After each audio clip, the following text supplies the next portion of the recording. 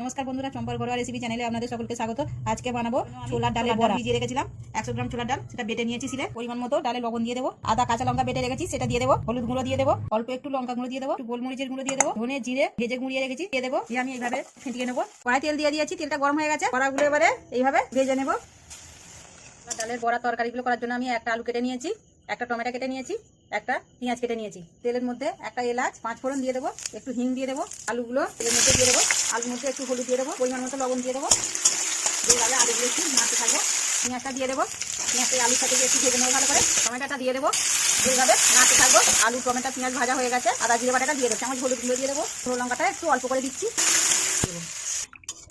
ডালের বড়াগুলো ভেজে রেখেছিলাম সেগুলো দিয়ে দেবো, দিয়ে একটু ঢাকা দিয়ে দেবো। গ্যাসটা একটু আস্তে দিয়ে দেবো। ঢাকনাটা খুলে দেখবো তরকারিটা হয়ে গেছে। তরকারিটা আমাদের হয়ে গেছে। ওর থেকে একটু গরম মশলা গুঁড়ো ছড়িয়ে দেবো, নিয়ে নামিয়ে নেবো। ডালের বড়া তরকারিটা আমাদের হয়ে গেছে।